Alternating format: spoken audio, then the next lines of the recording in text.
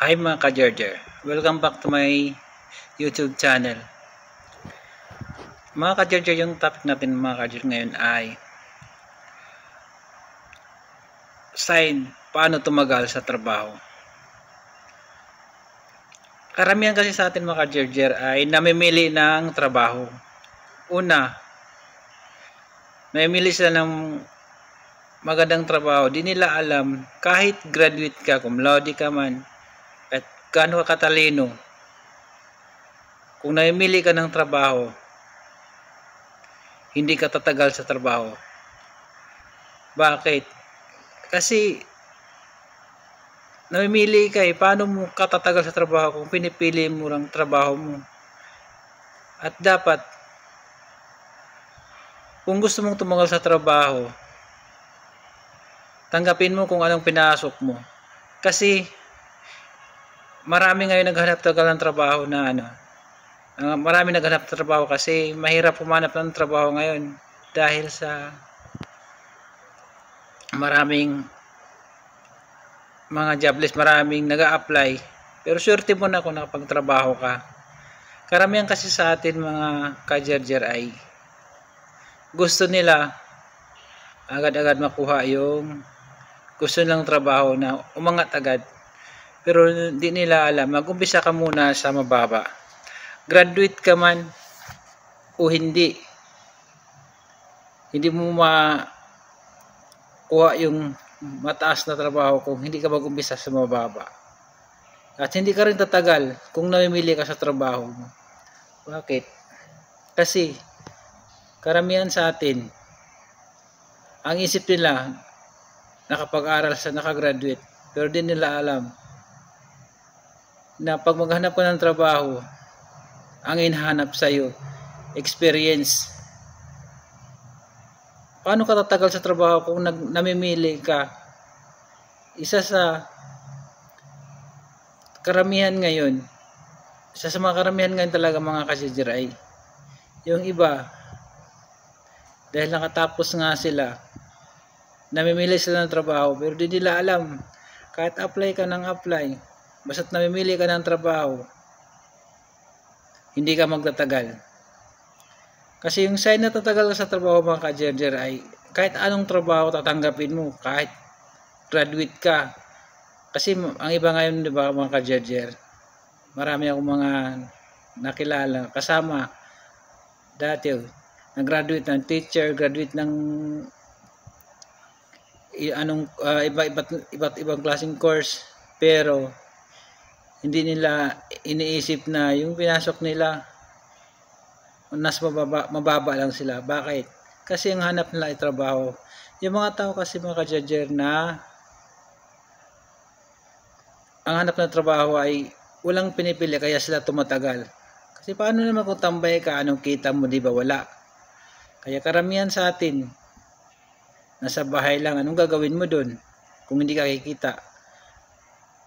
Anong pantustos mo sa iyong sarili kung wala kang trabaho? Nakagraduate ka nga pero wala ka namang trabaho, di mo naman ginagamit ang pinag-aaralan mo. Buti pa yung hindi nakatapos dahil may trabaho at tumatagal sila. Kasi yung isip kasi ng tao, graduate naman ako, bakit ako magtagal sa trabahong to? Hindi nila alam na ang hirap maghanap ng trabaho. Tulad ngayon, 1,000 o milyon yung walang trabaho, jobless, kasi wala nang mapasukan. Kaya karabihan, kahit ano na lang pinasok na trabaho, di ba? Yung iba nga, di ba, yung iba mga cum laude, ang tatalino, pero pumasok lang sila, waitress, pumasok lang sa mga factory worker. Bakit? Kasi ang hirap pumanap ng trabaho. Kung gusto mong tumagal sa trabaho, dapat wala kang pinipili. Bakit? Kasi di naman lagi nasa baba ka eh. Minsan nag-umpisa ka lang sa mababa, pero di tatagal pag nagustuhan ka ng yung boss or yung mga amo nyo, may-ari, itataas ka rin naman nila eh, kahit hindi ka nakagraduate.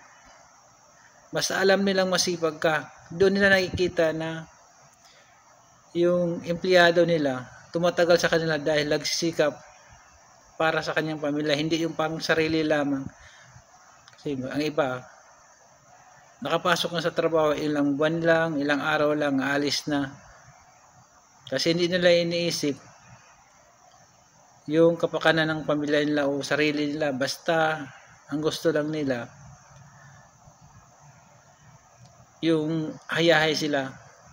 Kaya sign na tumagal ka sa trabaho, yung di wala kang pinipili. Basta alam mong kaya mo at hindi mo iniisip na nakatapos ka ng ganito, kaya naghahanap ka ng maganda. Kung wala ka kasing experience ngayon, hindi ka rin matatanggap sa ibang mga trabaho. Kaya kahit anong pasukin mo, basta alam mong kaya mo, ituloy mo lang kasi di mo alam, balang araw hindi ka lang naman dyan naghahanap ka rin ng maganda, at least may experience ka at doon napapatunayan na kaya mong tumagal sa trabaho mo, hindi yung tambay-tambay ka lang kasi graduate ka. At kaya sa mga empleyadong hindi nga nakagraduate pero nakita mo naman, di ba, nagsisikap sa tumatagal sila dahil mahal ng trabaho nila. Karamihan kasi sa atin hindi natin iniisip yung bukas. Iniisip natin ngayon, di ba? Pag sumahod ka, inom, bili na kung ano gastos, kung ano-anong binibili mo, di mo alam na kinabukasan wala ka ng pera, mangutang ka na naman.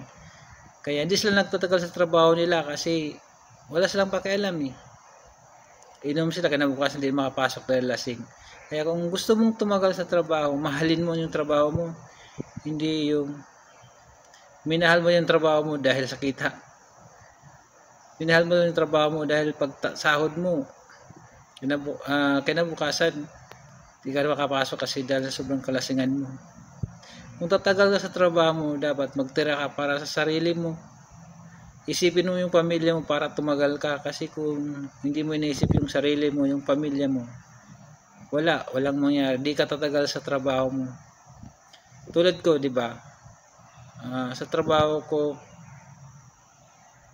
nasaan ako dito? Sa trabaho kong to, may gitna 10 taon. Kasi iniisip ko kung lilipat ako, marami ngayong nag-a-apply. Di ba? Kung lilipat ka pa, ano na naman, maghanap ka naman ng another pakikisama na naman. Kaya ako tumatagal sa trabaho kasi iniisip ko yung pamilya ko. Iniisip ko na ang hirap mawala ng trabaho, ang hirap mag-apply. Kaya ang sign talaga na tumatagal ka sa trabaho ay mahalin mo yung trabaho mo para tumagal ka. Kasi kung wala kang pagmamahal sa trabaho mo, wala. Kahit saan ka mapunta, kahit anong trabaho mo, kung hindi mo naman yung mahal yung trabaho mo, kahit nakagraduate ka, wala ka pa rin mapuntahan kung wala kang pakialam sa sarili mo sa trabaho mo. Kaya